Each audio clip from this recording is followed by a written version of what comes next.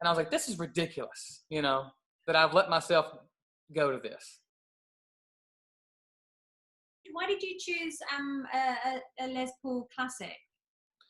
So the Les Paul Classic, it kind of happened out of nowhere because the Cherry Red one was my first one. You know, it's obviously a classic. I just became obsessed with that model. It has a skinnier neck, and I like the skinnier necks. And the pickups that they put in the classics, I think it's a 496 and a 500, which means it's a little bit higher output. Okay. And I kind of like that sound. I like the kind of the more, you know, the higher gain sound. And so it kind of happened haphazardly. Like I was like, okay, this is the classic. This is what I feel comfortable with. So then I started playing and searching out all other, you know, Les Paul classics and different finishes and things like that.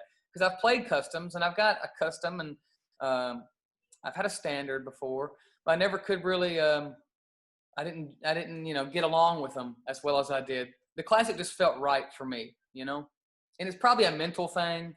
First as well, like it's what, like you say, it's what you're used to. Right. But you mentioned Telecaster. I love a Telecaster, and I did use that on the record too. And I tour with 2 Telecasters because I absolutely love them, and they are great guitars, and they're so fun to play. So yeah, I recommend it. If you're looking at one, I would recommend getting you one because it'll open up a whole new window of playing too, you know. The Les Paul is so versatile. You can play any genre on it. But the Tele is more streamlined, I think, to a certain genre. And it's weird. I don't know if you can relate to this or not, but when you pick up a different guitar, like right now, this is a Gretsch acoustic. And if I was to play a Gretsch electric versus a Les Paul, I'm going to play differently on those two different guitars, you know. It's just the personality of the guitar comes out, I think. That's wonderful. I'm not quite there yet with my playing, I don't think, to notice the difference, how I play. So I've got this was Jackson, it's the Rob Caggiano signature. Cool. And I've got a Strat, and then I've actually got a Joe Bonamassa gave me this, one of his guitars, and it's like a Les Paul copy from 1977. It's called a Greco, and that, when I picked that up, I mean, it looks beautiful, but I found that quite hard to play. Right. The Strat is quite easy to play, but this is just really easy. That's a cool looking guitar. What's funny about me is, I love a Stratocaster. I absolutely love a Stratocaster, but I have not, I don't know, me and the Strats don't get along as well as a Les Paul. It's weird. Funny, isn't it? I pick it up and try to play them, and I can play rhythm and stuff on them all day long, but I try to do any kind of intricate stuff. It's like I stumble over myself. I don't know what that is, you know. It's really weird. I'm wondering if it is because it is the first guitar that you learned, so then it just maybe. And it's the whole, you know, the Strat has the 3 pickups, you know, so it's getting used to having 3 pickups, you know, in the middle. It's just, you know, if you're not used to it, yeah, it's gonna be different. So have you got your eye on any guitar? I mean, do you buy a lot of guitars? Have you got your eye on anything at the moment? I'm trying to think what I was looking at recently. There was another Les Paul classic that I saw that was like lavender purple, and I like big. I haven't seen one in that color. Oh, it was gorgeous, and I've seen it on Reverb, and which is a dangerous website for any musician to be on. But I haven't pulled the trigger on it yet, and I know I need to. But I like big old loud flashy guitars. You know what I mean? Probably the most subtle one I have is the Cherry Burst, or is the Heritage Cherry. You know, I like the green and the blue and I don't care if it was pink. I don't care what it is. I just like it. You know, I like them to be kind of loud. Yeah. So that's why I love that lavender purple one. I was like, oh my gosh, this is like straight out of Prince's collection or something, and I love it. That guitar I'm looking for. But Prince, back to him, he was such an amazing songwriter, number one, obviously, and a performer. But his guitar playing was like stupidly good, like incredibly good. So I was late to the game on Prince, but now I'm like, man, that guy was amazing. Yeah, and it's funny you mention his guitar playing because people don't really mention it, do they? But actually, he was very innovative with his... He was phenomenally good. Yeah, he really was. But yeah, no, people never mention him as a guitar player, but he was great. He certainly was. So would you do another stream then? Because I know you did a stream recently, didn't you? Like a live show. Yeah, it went over really great. I think people really enjoyed it. I think we would definitely do another one because we had so much fun doing it ourselves, just playing it was kind of cool being in like an empty space. We did it in a beautiful theater close to our hometown, and it was just us, our crew, and the camera guys. So it was kind of cool being in that environment, and we set up like in a circle, a semicircle, like we do like when we're normally practicing or jamming, writing songs. It was cool for people, I think, to see us in that kind of setting versus like a full on, like a live show where we're all spaced out, across the stage. I would love to do another one. And, it looks like we're probably going to have to do that for a little bit to keep everybody entertained, unfortunately, but hey, it's what we have to do. And if it brings people entertainment from the comfort of their house, then I'm glad to do it. You just got to be quite malleable at the moment, haven't you? Kind of just go with the times and just go with it. Whatever. You have to be creative and just kind of, like you said, you have to go with the flow, and that's all we can do right now. Have you been playing much during this period? I mean, are you the type of person that plays every day, or when you're not on tour and not making an album, do you kind of put it to the side? We finished in the studio at the end of March, and then of course that was all like pandemic craziness times. And after the studio, I didn't play for a little bit, not a long time, but just because we had just got out of the studio, and I was like, okay, I've been playing every single day for a month solid. I'm going to, give it a little bit of a break. But I keep guitars in almost every single room because I think it's important too. And I tell young players this because I made this mistake growing up. I said, if you start playing, never put your guitar in its case and put it under a bed or in a closet. I said, if you do that, I said, it's out of sight, out of mind. I said, always keep one hanging around somewhere, because on those days that you're bored, that you might just want to sit down and watch TV, you can pick up the guitar, Even if you're strumming the guitar while watching TV, you're still keeping yourself active and doing what you do, So I try to always play, because I made them after the record. When I picked it back up, I had to re-get the blisters on my fingers again. And I was like, this is ridiculous, that I've let myself go to this. So I've learned my lesson. That is really good advice about the guitars in cases, because that's what I was doing first of all, and I just wasn't picking it up. And then I literally, I went and bought a load of guitar stands and then just put them in every room, like you said. Yeah. And sometimes I just sit there with the electric, don't even have it plugged in, watching TV, kind of going along to try and keep. That's great. And you really don't know, you don't realize how much good you're doing by doing that. You might think you're just noodling, watching TV, but really, I mean, you're keeping up your exercise. I mean, those exercises and, your durability with your fingers and all that kind of stuff. So any little bit like that helps. What do you do when you're just like noodling and stuff? Is there something in particular that you go to? I don't know. I think it's different all the time. And again, it's different on every guitar. So if I pick up the acoustic, I'm going to play like, pretty acoustic stuff. But if I pick up an electric, even if it's not plugged in, I'm going to be playing more like riff stuff, I think it's different. I love so many different genres. I tell you what, I really love rockabilly music. And like Brian Setzer is one of my favorite guitar players.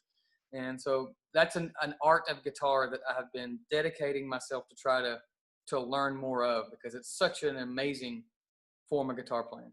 Can you show me something that's in that kind of genre or guitar playing? Well, the Brian Setzer thing is that chicken picking stuff, the rockabilly,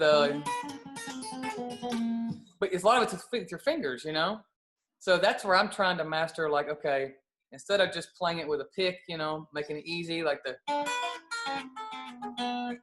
and a lot of those chicken picker guys have to do it with their thumbs. And I don't know, it's not extremely impressive, but it's an incredible style of playing, and I'm trying to master the art between relying on the pick and not relying on the pick, It does make a difference. I can't play really without it. Yeah, it's incredible. And yeah, you're right, a pick does make a big difference, for sure. Right. Are you just every day you're kind of finger picking it a little bit and trying to master it?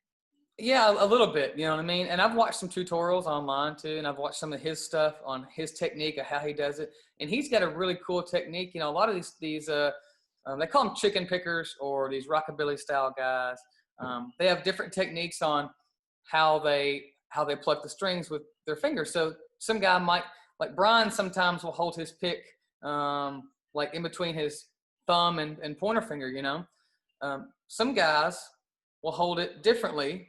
Yeah. And he'll hold it like this, or he'll put it back, he'll put it back and then he'll work with these fingers, Yeah. So it's totally bizarre. And then some guys will hold it differently, or some guys will just put it in their mouth and using all fingers. And it's like, man, then I usually get mad and turn it off. I'm like, all right, I suck. So it seems like it's never ending, the whole learning. It's never ending. And I think even Keith Richards said that at one point, if I'm not mistaken. He said, talking about the Rolling Stones, how they, their mentality is, they keep going. They are looking, even though they are the Rolling Stones, they haven't reached their ceiling yet, even though, of course, they have. But they're always looking at new ways and doing new things. They haven't just rest on their accomplishments and say, well, we're the Stones. We can just kind of pack it in now, They're always being innovative and doing new cool stuff. And the same thing applies to guitar playing. Like anybody that says, well, I kind of know it all. It's like, man, there are so many styles, jazz, rock, country, blues, flamenco, that, there's so much learning to be done on 6 strings. It's amazing. Yeah, and the great thing is you can cross over on all of those, can't you? So if you, learn some flamenco or whatever, you could bring that into a rock song. Like, why not, Absolutely. And that's what I loved about the rockabilly stuff, because it's very heavily jazz influenced, but it's very early rock and roll. And it's also got a little bit of country in it. So it's like a fusion of all these different styles. And I'm really just drawn to that. And so, but that's why it's more difficult, because you're trying to learn a lot of techniques in one thing. Have you not done that on a record yet then? A little bit. So on our album Kentucky, I had a solo. We did a cover of a Howlin' Wolf song called Evil. I think it was on the bonus track, but my solo on that was more of the rockabilly style. So when Chris and I both do solos, we try to, even though we play a lot alike, his is going to be more blues leaning. And so it's important when you're in the studio, if we're going to do them back and forth, that we have to make sure there is a obvious difference in the two solos, otherwise one guy should just do it. So, I like, as much as I love the rockabilly stuff, I love all the metal stuff and I love the fast stuff. So it's a cool fusion of trying to work out both of those and to where they complement with what Chris is doing. Do you think a lot of musicians are suffering mentally right now without having that kind of outlet of playing live? Because it must be hard for you as a musician. Like, you go on stage every night and you have all this adulation and everyone, and that's addictive. And right. Then it just stops. I mean, there must be something that kind of messes with your head mentally when you don't have that anymore, even though you know that everyone's stopped. Right. No, definitely. It's a huge thing. I mean, I think I'd say, I can't speak for everybody, or every musician, but I think the majority of musicians would be, maybe lying if they said they weren't, hit mentally with this, because you're not used to being at home like this. You're not used to being, it's great to be home with wives and families and things like this and friends. There's something to be said for, what we do for a living, which is most of the times being gone, and being on the bus and sleeping on the bus and living in a different city every day. And when that just like stops with no guarantee of when it's going to come back, it's kind of scary, so you try not to like rest on that, because that can really be a dangerous place if you get to that spot in your mind, because you start to get uncertain and you don't know what you're going to do. And, that can turn a dark path, but yeah, I think mentally, that's been a huge part of the entertainment industry, is just the uncertainty of when the return is, It's not like saying, okay, we're going to take 6 months off the road and then come next year, we'll be right back at it. Right now we're kind of going, I don't know when it's going to fully resume, but on the other side of that, you can't really dwell on that. It's important not to dwell on that. You have to kind of, like I said earlier, you have to think on silver linings, think of the positivity, find positivity in the middle of this crazy year, and rest on that, because otherwise it can take you down a dark path. Yeah, for sure. There's going to be a lot of records next year, I think, isn't there? I think it's a good job you got yours out this year. Yeah, we talked about, it was brought up in conversation after we finished in the studio. Do we put it out this year? Do we wait till next year? And again, we said, if we wait till next year at what point do we put it out next year? You know, I mean, we made the collective decision to put it out this year because we needed it, something to look forward to.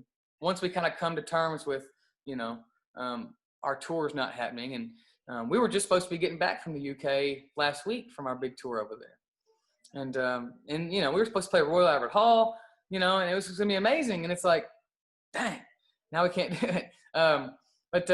So we said, look, no, we need this mentally to look forward to, you know, and then we knew that our fans would appreciate it because it gives them something to be excited about and to look forward to in the middle of this crazy year. So I'm super happy that we did put it out when we did, because, you know, people just need it right now. People need music, and they need positivity and all that they can get. 100%. And also it means they'll know all your songs by the time you go out there and play as well. Yeah. Hopefully they're not tired of them by then. That's the only problem. Everyone wants to see live music. So no, I think Right.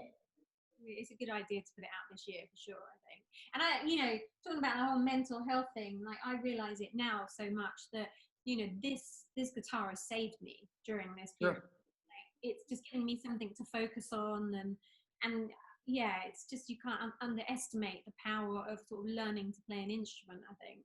Right. You know, it's self-gratification too. When you learn something, you feel good about, you know, what you've done, you know, and people need that positive stimulation in their mind, you know, to go, wow, I learned something, you know?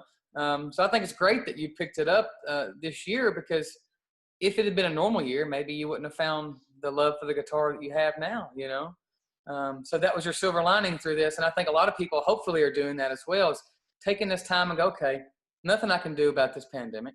I'm going to take some time now while I have it and dedicate it towards something, a passion that I don't know I might have, you know? And it very well could save somebody's life, you know, an instrument, a new hobby, whatever it is, you know?